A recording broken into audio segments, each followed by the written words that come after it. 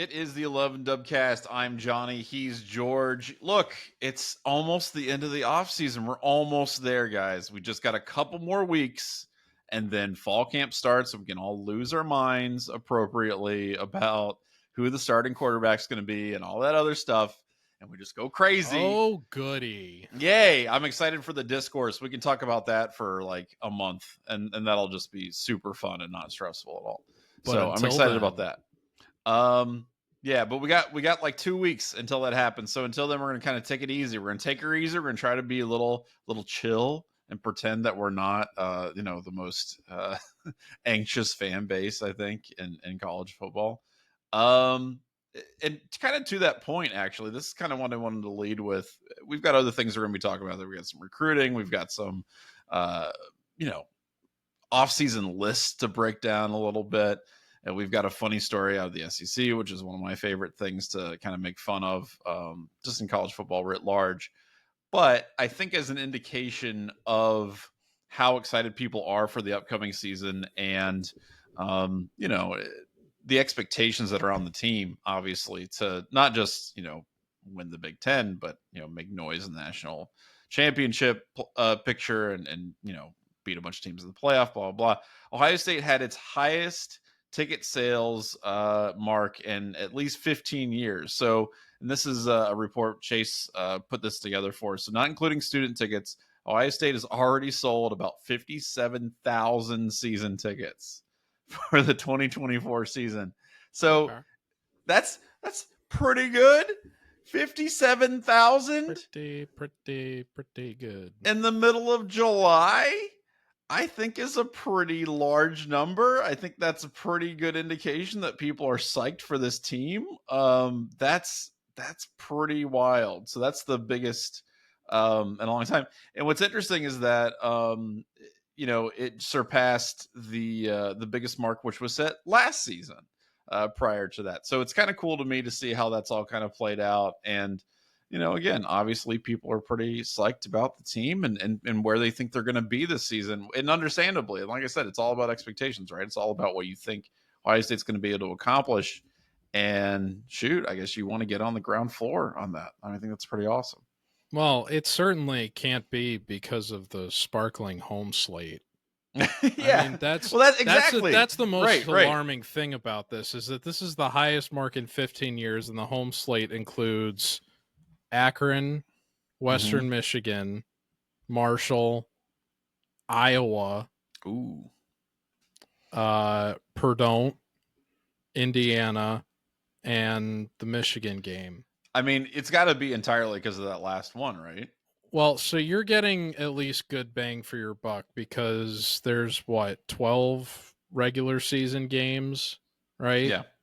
And 7 of those are home games. So the 7-5, I think there was one season in recent years where there was like an 8-4 split, which was kind of rare. So, but you typically teeter back and forth between that 5-7, 7-5 split, or the straight up even 6-6 relative to home and away contests. Right. So getting 7 home games, that's good value for if you're a season ticket holder. But I mean, is Marshall a MAC team? I can't. I looked this up. I think my immediate response is yes, but I honestly think they might not be. Hang on. I don't think they are. I think they might be American Conference. I think you might be They're right. They're in Conference USA. You know what? They're actually, believe it or not, they're in the Sun Belt now. Oh, okay.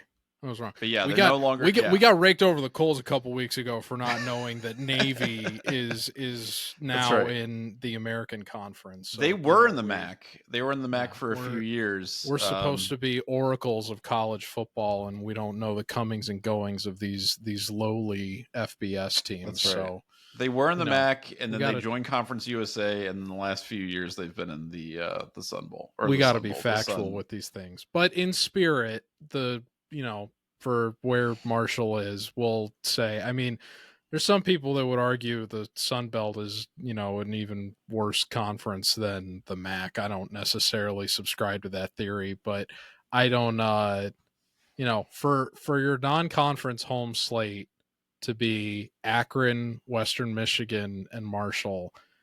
That's rough. Yeah. If you're looking for entertainment value. I mean, those are probably all games where Ohio State is going to be lined to win by 4 touchdowns, I would assume. And then the one game that you have after that is Iowa, which is like nationally. I mean, the secret's out. It was a joke among Big Ten fans for years, but after the last season and the Ferenc family debacle, I mean, they're the national laughing stock of offensive football across the sport. So that's your first home conference opponent. And then we forgot Nebraska. So they've actually got, I think, so they do have 8. That's pretty wild that they only play. So they have an 8-4 split this year. Okay.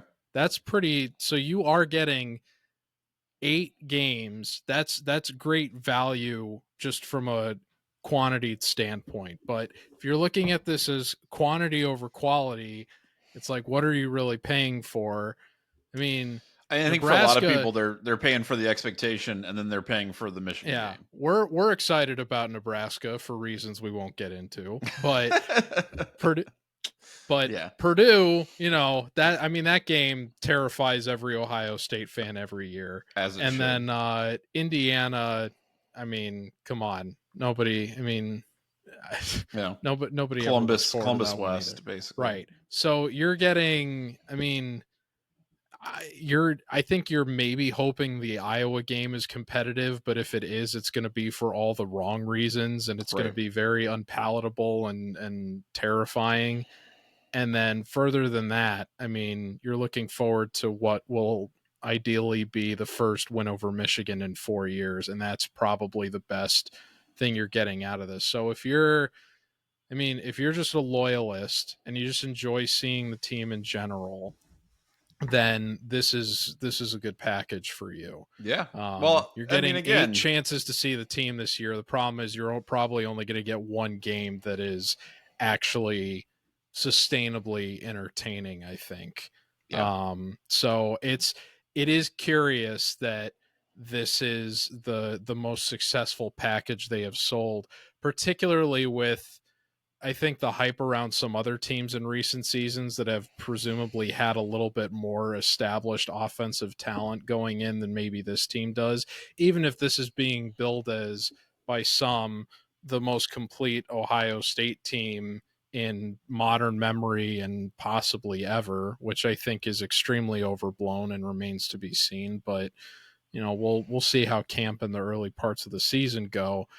It's still surprising to me that this slate has resulted in, these kinds of early sales. But hey, that's a great start to Ross Bjork's tenure. I'm sure he's very thrilled with that. And, he'll, when they recap the performance after his first year in the job, this is, I'm sure, going to be something that stands out in terms of, there's the quality of the job that he's done within just, this is 3 weeks technically into the tenure. Was Gene Smith technically done? Yeah, I think it was like July 1st. I think that was his, so 3 weeks in, this is a good thing to have under your belt in the first month. Yeah, it's not bad. We'll see how it keeps going.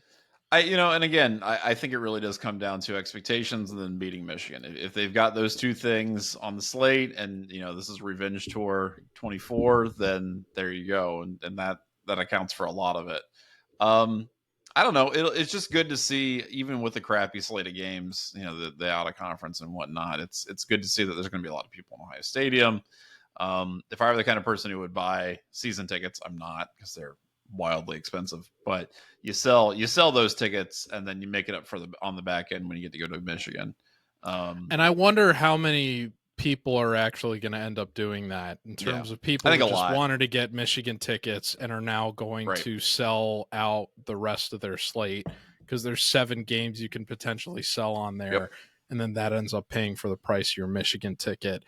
And then especially if Michigan outperforms expectations, you're looking at what I think is, I mean, it's an expensive ticket every year anyway, but something that could become quite a lucrative market by the end of the season, depending on how well both of these teams do. Oh, no kidding. So I would imagine there's probably a lot of people that have done that too, just because there's Well, 7 opportunities to sell tickets further than the Michigan game. and you've got to save your money because you obviously want to go to the Wrigley Field game with Ohio State Northwestern, where Not if you've been listening to this show. yeah, I know, where the minimum ticket is $94. And I was like, that's crazy. And I put that in Slack, and I kind of got pillared for that. They're like, what? $94 is pretty reasonable. I'm like, Johnny first of all, cheapskate over yeah, here. that's the lowest price that you can possibly pay to see this game. Typically, you're going to be paying like around $200-$300 and be like, well, it's this great storied, ballpark and Wrigley Field. I'm like, if you look at the layout, the ticket that costs like $94 is like 100 yards away from the actual field. You won't be able to see anything from that seat. Much less, a lot of these other places that are just, you're going to have obstructed sight lines, all kinds of crap. Yeah, man, I don't know. I don't think football in a baseball stadium is a great idea to begin with. I think it was mostly the Chicago loyalists that you know what, you're right. I did. Your opinion. That's right. Trying to defend Wrigley Field. You're right. And you know what? The person who's actually from Chicago knew what I was talking about, but the expats, that's right. The expats came in and said I was an idiot. So I don't know. I'm not from Chicago. I don't know anything about Chicago. I'm just looking at the logistics of the thing. It is something I have noticed about as someone that has lived there for several years and has spent a lot of time on the outside as well, that there's a higher opinion of themselves for the people that live in that city. And not to take away from the fact that it is one of the great American cities by and large, but I would not consider it one of the gems of the world in the way that I think a lot of people that live there do, that make it. It's the same kind of effect that you get from people who like live in LA or live in New York City, just like in a smaller level a little bit. Yeah, but the difference is those are like two major, like Chicago is just not on the level of those two cities. Sure. Yeah. In terms of like cultural relevance. It just isn't, even though it's the third biggest city in America. But the people that live there, and I speak as someone that lived there for a long time, and when I lived there, I wanted the same thing for it. They want to believe it is on that level, and they will go out of their way to convince you that it is, in the same way that they'll go out of their way to convince you that $90 is a pretty good value ticket for an Ohio State Northwestern game at Wrigley Field. Which it doesn't look like. Look, I looked at the graph. I pulled it up. I was like, oh, I'm just curious. I mean, where are these tickets starting at? And I'm like, the $94 ticket is in the highest like bleacher seat in the furthest corner away from the field. And literally, if you mapped it out, I think it's like probably 50 to 75 yards away from the actual field. Like, you're not anywhere close to it, and you're not gonna be able to see anything. And not only that, but I would just like to point to what happened the last time Ohio State traveled for a Northwestern football game. What the result of that was. What are you referring to? I need you to help me out. I'm missing it. That was the game where Poseidon took over. Oh, and just that's right. Wrought havoc on it was, I mean, windy, cold, miserable. Ohio State was losing at the half, if memory serves correctly. I do remember now. Yeah. We needed, I think it was Emeka Egbuka needed to lead the team in rushing in order for them to win that game. It was one of the worst games that they had while CJ Stroud was quarterback. I do remember that. That's right. And they didn't they had to actually game plan around which direction they were going because of the wind. Like, it was so bad. Yeah. They couldn't throw. You literally couldn't throw the football if you were going like east to west or something like that. That's late November weather in Chicago. Right. And it just so happens the Wrigley Field game is November 16th. Oh, great. Exactly. Well, that's going to be fantastic. So you're going to pay $90 to freeze your butt off and when we've talked about this on previous shows that I went there for the Northwestern Illinois game. Granted, they have renovated the stadium since I went to go watch a football game when it was a rust bucket that hadn't been renovated since, the Cubs won their last World Series when the Ottoman Empire was still in power. But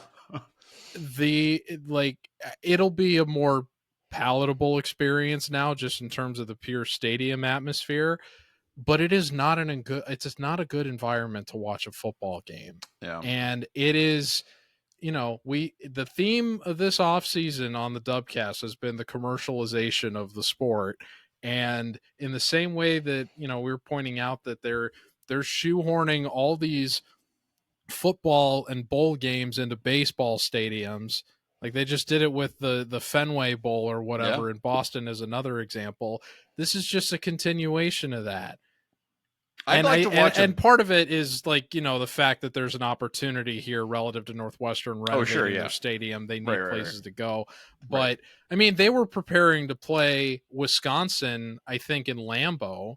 Like they were, and granted, that's already a football stadium, but that would be cool. That'd be sick. But my point is they were trying to outsource well, not if that's supposed to be a Northwestern home game and they're playing Wisconsin.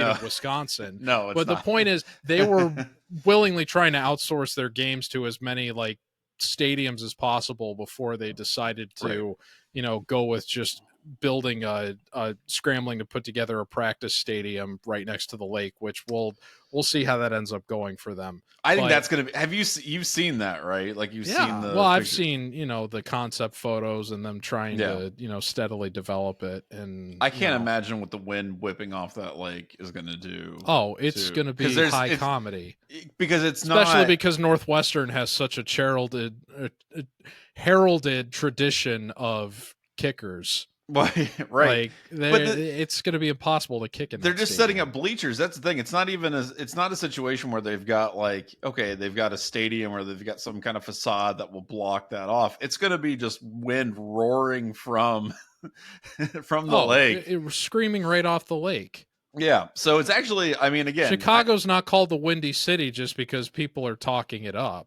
Yeah. No, it's not. It's literally blowing wind in late November. Yeah, it's going to be pretty hilarious to watch those games. I'm excited for that.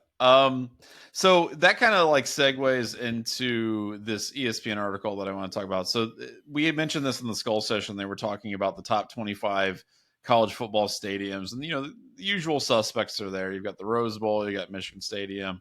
Ohio Stadium's there, I think, at number 7. You pointed out, interestingly, though, that because of the new additions to the Big Ten, that means that, at least according to ESPN and maybe in popular thought, that 5 Big Ten schools now have better, more majestic stadiums than Ohio Stadium. And we'll get into this a little bit when we get to Ask Us Anything, but I guess this kind of begs the question, where is Ohio Stadium in relation to Tiger Stadium at LSU or the Rose Bowl or the Big House or anything like that? And I know a lot of people I don't want to say I'm an Ohio Stadium hater, but I think a lot of people who have listened to me over the years know that I'm not this huge stan of Ohio Stadium. I think it's got problems. I think it can definitely be improved in a ton of ways. And I think that's actually probably pretty appropriate. I don't know that it's one of the top 5 stadiums in college football, at least in terms of aesthetics and things like that and amenities and whatnot. I wouldn't rank it in the top 5. I don't even think I would rank it in the top 10. Really? Now, what I will say is it's a joke that in these rankings, the Rose Bowl is a number 1. I mean, it's not even close. The Rose Bowl is the best one. And I think it's just, the TMZ ESPN media needs to put an SEC Why would you put team the in Rose the Bowl top over? spot. Why would you put? I mean, I'm not saying it's necessarily a bad decision, but why would you put the Rose Bowl at number 1? What's your argument for that? It's majestic. I mean, BYU Stadium's majestic too, right? No. Yes, they're in. What are you talking about? They're in the middle of those Utah mountains. They got the beautiful. They're at elevation. They got all that dry air. It's nasty. This is in the nestled San up against Gabriel, nestled away from the mountains and right up on the coast of Los Angeles. And I mean, it's just a beautiful place to see a stadium. And and this is part of the reason why, and this is gonna, a lot of people listening to this might catch feelings about this, but this is why I personally, the Big House is ranked ahead of Ohio Stadium in these rankings, and I, as someone that has spent multiple games in both stadiums, I tend to agree with that. Dang. I think that fake Buckeye. How dare you? I guess. Yeah, in pure, it's a miracle I've ascended to this status to begin with. Yeah. But as a Dubcast host, you sure know how to pick them, Johnny. Anyway, the conceptually, just removing teams from the equation, I think that for a football stadium, just having an uninterrupted like oval or bowl of fans is aesthetically the most pleasing. So I think that like just having that as the baseline gives you an advantage over a lot of like, I don't really like seeing a lot of different like shelves, if you will, of stands and like fan. Like I never liked with Happy Valley, even though they had like they had that giant deck, like triple decker that's just like one end zone that's just looming over the rest of the stadium bowl.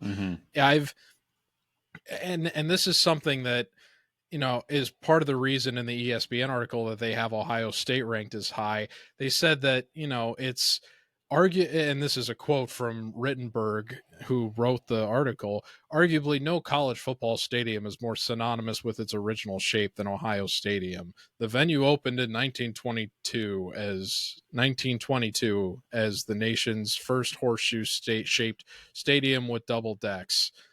It's like, just because it was the first of its kind doesn't mean it like deserves to be that high. I think that the stadium would be a lot more well served if, rather than a horseshoe, it was actually connected in those gaps. I think it would be aesthetically more pleasing.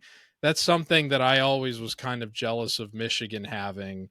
And it's one of the reasons I think the Rose Bowl looks as good as it does. I think so. My thing about Ohio Stadium, and we'll get, like I said, we'll get in this Ask Us Anything, but my thing about Ohio Stadium is that I really love the concept of it. I do like, the original idea of this, cathedral to college football. Then you've got, these Greco-Roman influences and whatnot. That's cool. That's a really cool concept. And it's honestly, in a lot of ways, pretty unique. But I just think that the facade and the way it's been kept up is not, this is a place on the, National Registry of Historic Places, which is awesome. It's earned that. It's great. It's over 100 years old. But I just feel like when they added that shell onto it in the, in the late 1990s and increased capacity, when they made the South Stands permanent, it feels like it doesn't match. It doesn't quite, flow, right? It doesn't make it feel like it's still significant in terms of aesthetics. It kind of just feels like something where they slapped like a plastic cover on top of like a really cool Mustang from like the 1960s, if that makes sense. Like it's like they put a car kit right on a like a Charger from like 1975. Like that's kind of what it feels like. It doesn't feel like it's aesthetically like it doesn't mesh super well. And the problem is that you've got a stadium that was built in 1922. Okay, well, it was at the time, I think it accommodated something like 80,000. I can't remember what the original, attendance was for Ohio Stadium, but it's still got the same amount of bathrooms to accommodate that many people. You know what I mean? Like, it's not like they added more, and as it expanded. I've seen and whatnot. that murderer's row of porta potties that the students. That's what I'm saying, man. Like, you've got all these porta potties set up. And they did add more. They did add more bathrooms, but there was only so much they could do with the the setup that they did. And as a result, it's just one of those things where I'm like, man, you gotta. I don't know. You're gonna have to at some point figure out how to accommodate the college football fan in a way that they, in terms of like amenities and whatnot, that people expect in 2024 that they did not expect in 1922. And so that's the thing. And adding better Wi-Fi isn't necessarily going to get you there. Although that was like a revelation, right? I think it's hilarious that it was as bad as it was for so long. Now it works great. Now, if you go to a game there and you want to use their Wi-Fi, it's perfect. Everything you need is right there. But yeah, but even when I was in school, it was terrible. Yeah, and they've gotten it. It's gotten better in recent years, but it's just not. That's not the thing that's going to make people like super excited. Now, with that said, we just talked about the numbers and the amount of people buying season tickets. They may not have an incentive, right, to really make a ton of improvements, because if people are still gobbling up tickets and wanting to see Ohio State finally beat Michigan, I don't think it's going to matter all that much. And I think there's also an argument to be made that, like, how much do you really need to do? I guess it's this is a stadium that sees use for football purposes, what, 6, 7, 8 times a year. It's not really like you don't need to have like a vibrating massage chair in every single seat or anything like that. But at the same time, ticket sales don't necessarily correlate to attendance. And the biggest example in my mind that stands out to that is the first game that I ever worked for 11 Warriors was the Tulsa game where Travion Henderson set the school rushing record. Mm-hmm. And it was like the least attended Ohio State game in years. Yeah. Enough to the point that yeah, the head coach of Tulsa after the game remarked on how quiet it was in the stadium. right. And that's a separate issue. I mean, obviously attendance. Well, I plays think into that I think that is a very key component of why the stadium isn't ranked higher than maybe some people. Yeah, think I think that's a good be. point. Yeah. It just does, and it speaks more again to like what I was talking about earlier with the shape. It, for the amount of fans that are in there, it doesn't get as loud as it should be. And it's not because the fans aren't enthusiastic, even though that's been a waning problem in some recent years, depending on what kind of opponent shows up. Right. The other stadiums that are hosting 100,000 or more fans are all so much louder because of the way the acoustics function than Ohio Stadium is. It has a similar problem to Value City Arena in some ways, in that it's just too cavernous for its own good. Yeah. Well, I do think it's a much better venue than that, at least. I mean, it's the thing about the good thing about Ohio Stadium is that at the very least, I mean, they still have obstructed sight lines and B deck and things like that, but for the most part, you have good seats all over the stadium, right? Like it's a good place to actually watch the game. I do agree with that. Yeah, assuming you're not in like the inner recesses of B deck, it's a pretty darn good place to watch a game. The sight lines are really great. You feel like you're right on the field. Like, I like that a lot about the way the stadium's constructed. I just wish it got a fresher coat of paint in terms of like the facade and the amenities and all that kind of stuff. The concourse, which is just like I've compared it to like a Soviet era gulag sometimes, and it feels like that, especially when the wind's like whipping through in November. And tell you what, let's go ahead. Let's get into Ask Us Anything, because the first question I have here actually relates to this. So we continue this conversation. I do want to interrupt real quick, though, and remind you that the 11 Dubcast is sponsored by the dry goods store at 11warriors.com. Shirts, hats, stickers, all kinds of stuff. Check it out. It's the summer. Buy a shirt. I think that's what you should do. The Dubcast, by the way, they ask us anything that you want to send any questions to. You can send those questions to dubcast at 11warriors.com, DUBCAST at 11warriors.com. And Kevin starts with this, which is related to our current discussion, which is, do you think the football team will move out of Ohio Stadium? Where would they move? Don't you think the stadium and band are big drawing cards? Yeah, I know. Of course, you wouldn't get rid of the band if you move to a different stadium. And logistically, like, I am 100% willing to admit that it's basically impossible to get rid of Ohio Stadium to like replace it with something. I don't know what you would do in the meantime while you're trying to build. I mean, we just made fun of Northwestern and all the ridiculous crap they're going through to try to, I would think there would be more planning involved than what Northwestern has slapped. Sure, together. but logistically, I don't know where would they go. I mean, would they have to go on the east side to like the old Crew Stadium? Like, is that you know what I mean? Like, I don't know where else you would play. Can you imagine how bad that would be for the traffic grid? Oh my God, it would be horrible. That would be so all bad. Those cars trying to get underneath the railway to get to the east side. It's people trying. I mean.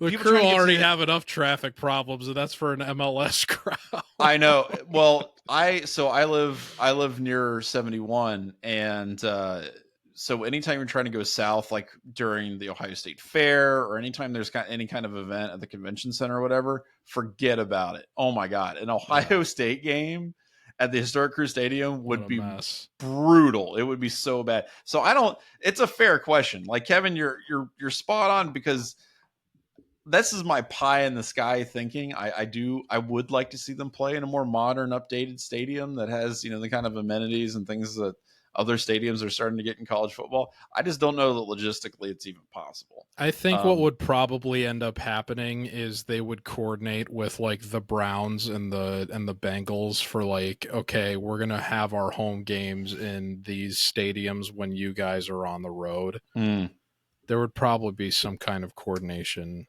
there. That would be pretty. And they've done that before. They've had games in those stadiums. But if they've had they would probably like say, for like 2 years or however long it's going to take to build a new stadium while they knock down the existing one, they would work with the NFL during the scheduling phase to say, okay, you guys are out. We're going to be in here, which I'm kind of surprised Northwestern didn't do with the Bears, especially because they were already, talking to, the Packers presumably about making Lambeau Field their home game against Wisconsin.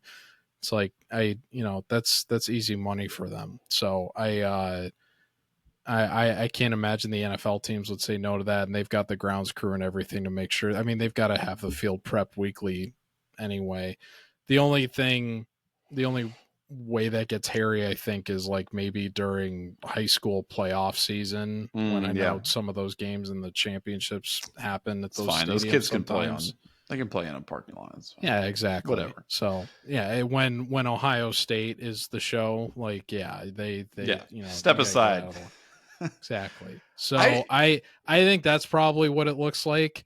But when do you think that would happen? Because look, I don't know. Yeah, well, that's my point. Like, I don't think it's going to happen anytime soon, but it's not like Ohio State's going to be around for literally forever, right? Like, at some point, they're going to have to. No, but they've put enough money into, and I like the way that you phrased it in terms of them putting kind of a wrap around the car instead of giving it a paint job relative to the work they put on a plastic like kit.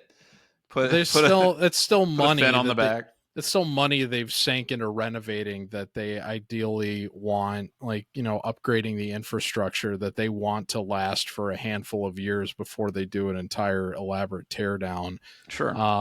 So I realistically, I don't think that we're going to see anything happen to this stadium for a long time. But my guess is, we're probably going to, I would say that this stadium is probably going to be in play. But here's the thing. There's not even like, it's not like there's an immediate need for there to be some kind of renovation or a new stadium anyway. Sure. Right.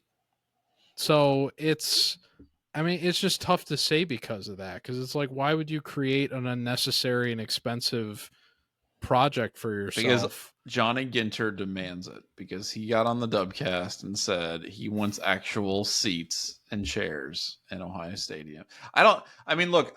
Maybe you get I would this whole... say at least 2050. It wouldn't happen until after that. That'd be pretty wild. Maybe it's the ship of thesis thing where you think within the next 25 years that they would do a teardown of the stadium? I have no idea. My inclination was... Oh, you have no idea. You're just going to put the impetus on me. Okay. Yeah. It's all you. You guys... No, my whole thing is that if you start seeing declining Ohio State attendance, right? If people aren't filling that stadium up on a regular basis, and not necessarily because the team's bad or something like that, but because it's just not a draw, it's not the draw it used to be, then that would accelerate the timeline. But that's clearly not happening, right? No. Like it's not an issue. So I thought it would be. I thought COVID was going to accelerate. I thought it was going to make it more difficult. I thought that, competing, with watching the product on TV would be increasingly difficult for them. But again, that does not seem to necessarily be the case. And if that continues to not be the case, then they don't have a reason to try to think about something different. So, until that happens, I don't think that conversation will accelerate. Again, selfishly, I think there's a lot of ways that it can be done, but also that they may just be content with modifying the existing structure in ways that people will, hopefully gravitate towards. So we'll see how it goes. I don't anticipate anything big coming anytime soon, but we'll see. This next question here is from Evan, and he included a picture of it too, which is pretty great. He said, my Apple News feed has informed me that scientists have discovered a pig butt worm whose farts glow green. That seems like a pretty cool superpower. Here's, by the way, I'll show you the pig butt for those of you who are watching on YouTube. Oh, this is the benefit of having the Dubcast. I know. There you go. Look at that. Now. That's a pig butt. So there you go. Thank you, Evan, for that. We might have to censor that. that YouTube's going to demonetize us. Yeah, that looks like a lot of things. Apparently the pig butt worm has farts that glow green. It would seem like a pretty cool superpower, though make it difficult to anonymously fart in public. One of my favorite activities. That's not Evan putting that. That's me saying that. On the plus side, you can see northern lights just by going to your local Skyline Chili. Damn. To turn this into a question, if you could have a bizarre and completely useless superpower, what would it be? I'm going to go off on this one a little bit. I want to glow in the dark. I would like to glow in the dark. I think that would be pretty cool. I think if I were like one of those like snap bracelet things where like you crack it and then it like glows like at a rave, I would love to glow in the dark. I think that'd be sick. Like Mr. Burns in The Simpsons when he's like, when he's the alien. That would be cool. I'd freak out some people. This is difficult because, if it's my answer for superpower is always flight. Flight's a good choice. Like a bizarre superpower that doesn't actually like Meg growing her nails and that was literally what I was thinking of. It was like the ability to grow and retract your fingernails. There's some really weird superpower. One of my favorite things to do. There's this thing where you can there's like a superhero database and you can like hit the randomizer and go just a random superhero. And some of the powers that they have are hilarious. I know there's one Marvel character who can control her hair. Like that's her whole thing. Like her hair is this big living sentient thing, and it just entraps people and whatever. Like stuff like that. I think it's pretty. I enjoy how goofy the comics get with that kind of stuff. But yeah, I want to glow in the dark. That'd be really cool. Just freak the crap out of people. Oh god, I want to think of something funny, but it's just there's so many ways you can go with this. Would you want to be able to eat anything? Like people who eat entire airplanes. Or it's because eat anything without any concept. But that's the thing is that depending on who you talk to, that's a very useful superpower.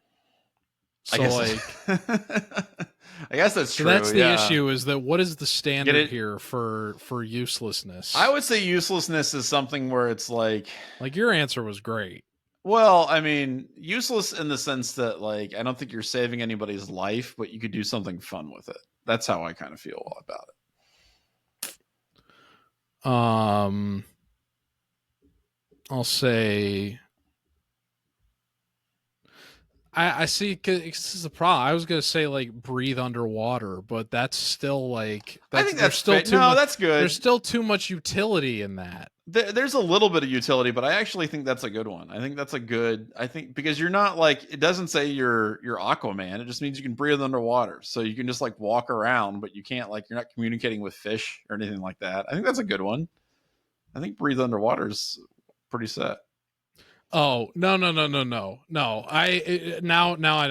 would be, you know what it would be? It would be talk to animals, but I can't. But I don't actually have any clout or sway with them. It's it's just it's purely conversational. How you doing, boss? And they're not at all and they're not impressed alarmed by you at all by the fact that one of these god humans. These deity higher intelligence beings is communicating to them. They're just oh, sup, chief? Yeah, no, that's perfect. I love that. That's good. Enjoying some leaves. One of my favorite. You can go on about your day now. One of my favorite Far Side cartoons is, or comics, I guess, is where there's a scientist who invents a helmet that lets him hear what dogs are saying. And before he switches it on, the dogs are all going bark, bark, bark, bark, bark. And then he switches it on, and all the dogs are going, hey, hey, hey, hey. Because that's all they have to say. They have nothing interesting to add. I think that's pretty good. That's a good one. That's a good one. I appreciate that. This one's actually football related. This is from Joshua F., who wants to know, who is your favorite football player in college football right now that is not on Ohio State? He's a big fan of Zachariah Branch from USC. He feels like the next coming of Deshaun Jackson, just electric with the ball in his hands. Is there anybody that you're like all about in college football right now? Oh God. I mean, I usually wait until the season actually gets going to. But is there anybody you're like questions excited like for? these. You're like, oh man, I got to see this guy. Like, I really can't wait till Cade McNamara goes out there and shows everybody what he's made of. My answer actually is a dude from Iowa, but it's not really not him. Yeah, it's Jay Higgins. Okay. He's one of their linebackers. The dude had 171 tackles last season. Which again isn't surprising because it's Iowa, right? And like, first of all, they're a linebacker centric defense, and secondly, they're on the field 99% of the time anyway. But yeah, I love, like, that was one of the guys. I mean, I would focus a lot on their defensive line too, but one of the guys that I really would pay attention to whenever I watch an Iowa game was Higgins, and he was everywhere.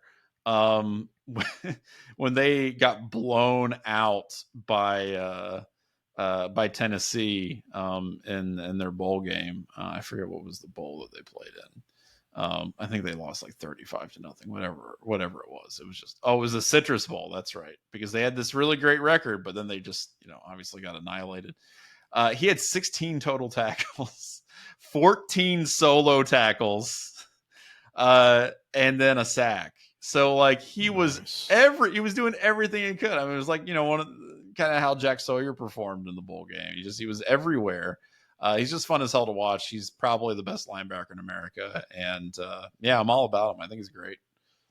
I really like Kansas's quarterback, Jalen Daniels. Oh yeah, he's legit. The problem is he just can't stay healthy. Right. But when he's one of the best quarterbacks in the sport when he is. Yep. So that would be my answer. Especially that he's at a school like Kansas. You know what I mean? Right. Like, it feels like that increases the appeal a little bit. And he can just absolutely terrorize all of these Big 12 teams that we don't like. So exactly. Although now that Texas and Oklahoma are out of the equation, some of that they had to leave the conference. Utility has gone down, but I'm still, Kansas has been one of these darling teams that people have enjoyed seeing the rise of in recent seasons, and he's been a big reason for that. Yeah. So I'm wishing him all the best, but more importantly, I'm wishing him a clean bill of health so that he can get more of a deserved national profile as the season goes along.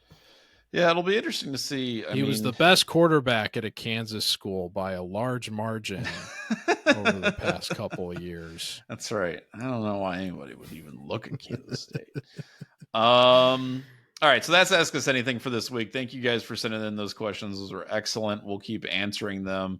Couple things that I want to get out on. So we do have some recruiting stuff. Ohio State got another defensive tackle. Third defensive tackle in less than a month, according to our own Garrett Hodge. And another one. Yeah, another one. Putting in work, Larry Johnson. God. Jarquez Carter out of Newberry, Florida. There you go, 4-star. I'm happy with that. I think that's a pretty good get. I can understand, again, people looking at the rundown that we have, and they're like, okay, cornerback, quarterback, linebacker, safety, wide receiver, linebacker. Okay, offensive tackle, defensive end, running back, defensive end. Okay, there's 2 offensive linemen in this class. I don't know. Look, I know that they've got a decent beat on this kind of thing, but it doesn't seem like a lot.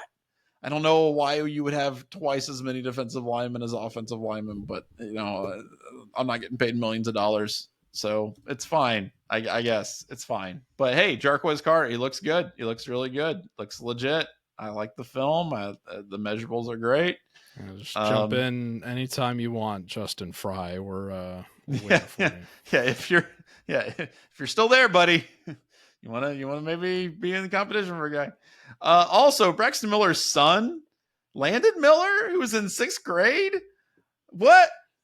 I mean, he got an offer and whatever. Okay, like no offer to a 6th grader means anything to anybody. Whatever, that's fine. I think Tom Herman offered him out of Florida Atlantic, which I'm sure is just like a favor to his old buddy and saying like, hey, let's get this kid on the map. But I'm more astounded by the fact that Braxton Miller has a son who's in 6th grade. That bothers me on a very visceral level, honestly. That his kid is that old now. But I don't know. I haven't seen any. I didn't seek out any film on Landon Carter, class of 2031.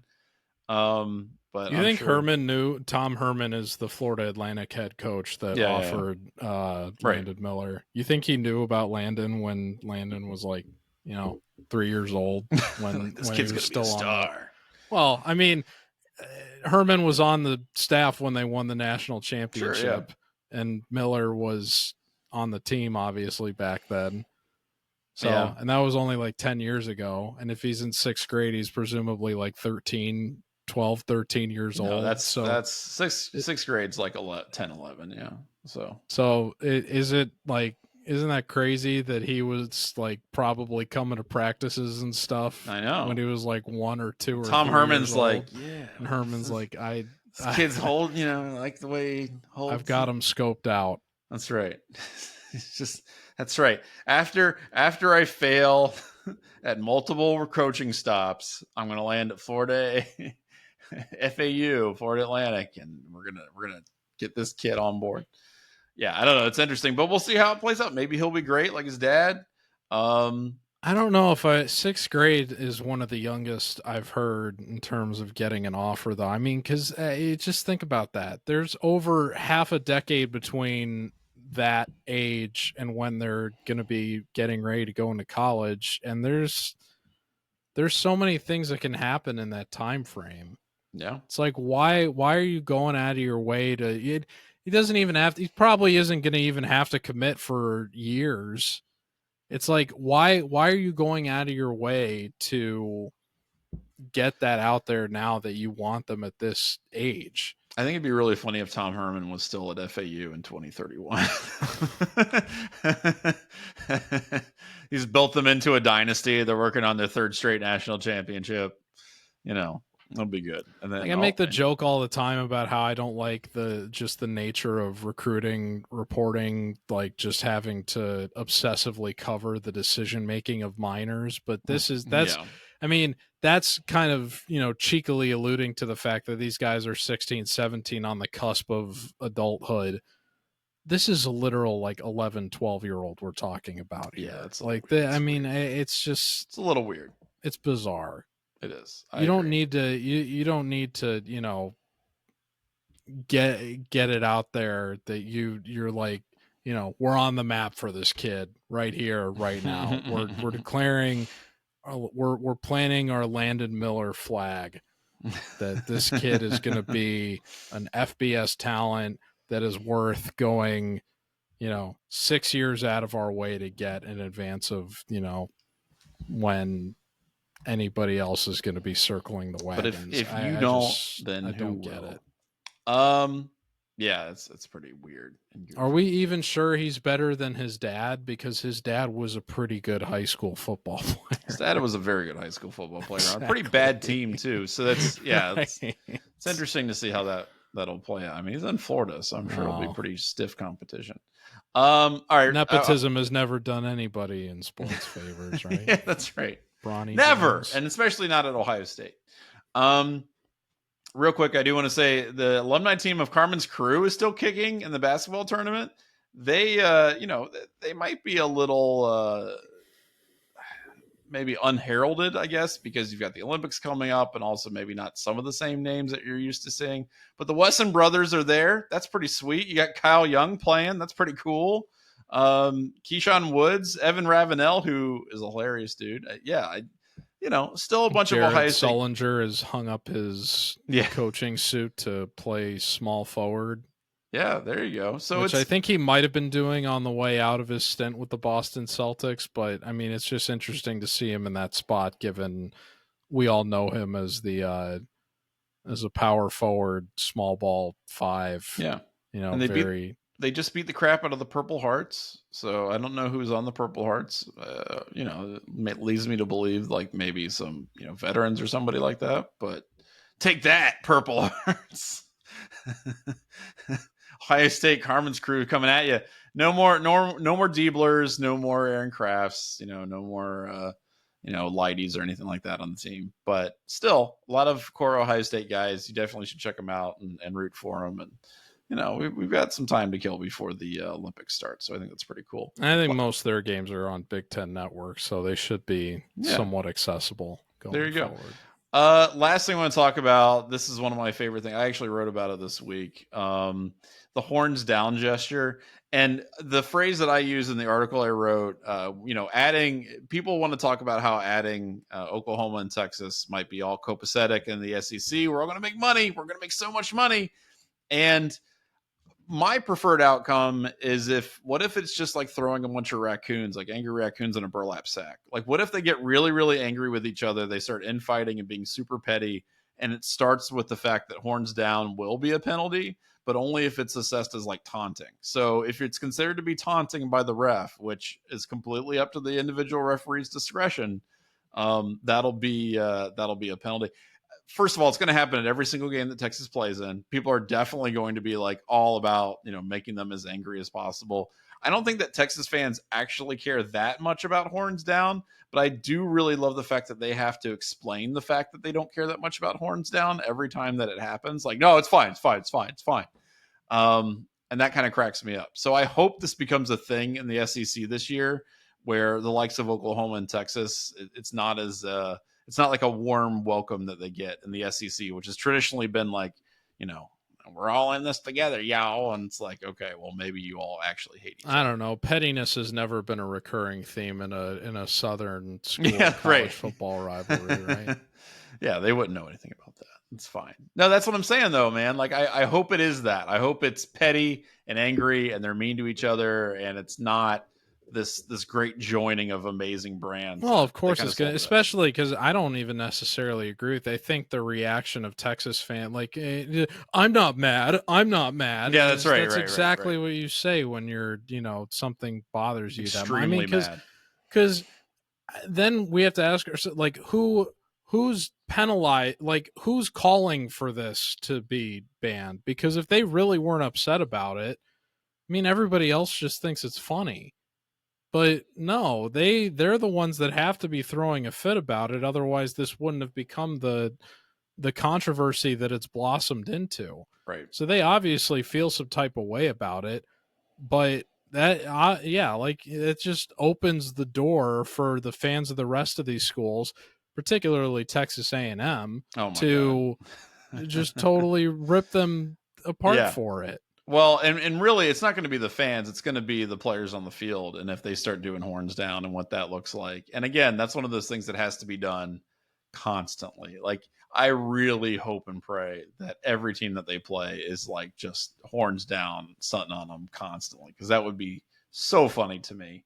And, and they still do that in the SEC a little bit. They do like other teams will do the Gator chomp, if they're beating the crap out of Florida and stuff like that. And that's just kind of part and parcel of the game, man. Like, sorry, just because you're the big dog Texas doesn't mean you don't get ribbed. You don't get, crapped on from time Why to haven't time. they banned the Gator chomp? Because it's funny. The same thing. It's an animal. It is that exactly you're the same mimicking. Thing. Yeah, it's the same thing.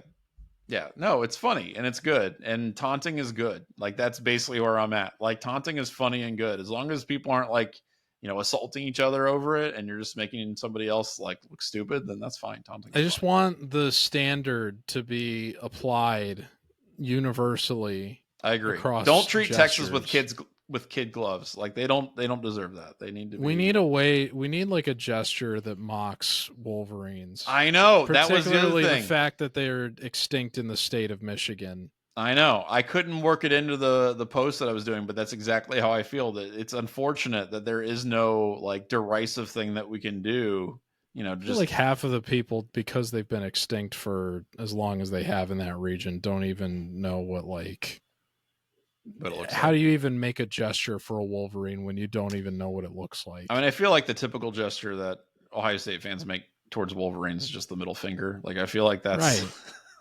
that's just the universal. Well, that's the mark of a derision. great rivalry. Of But course, most people, they hear Wolverine, they think of Hugh Jackman. They don't actually think of the actual animal. So it's like, how do you mock an animal that you don't even really? It's different with a longhorn. It's like, okay, it's a cow with deer antlers, basically.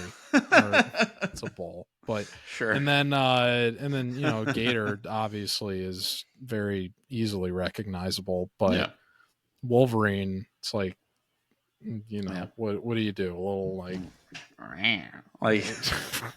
no, that's how you mock Northwestern fans. Yeah. Right. Or Penn State fans.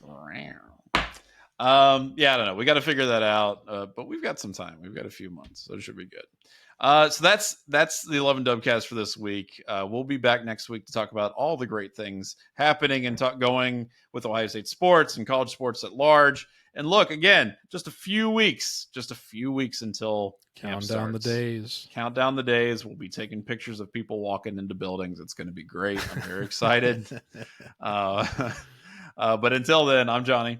I'm George. And we'll see you next time. Take care, folks.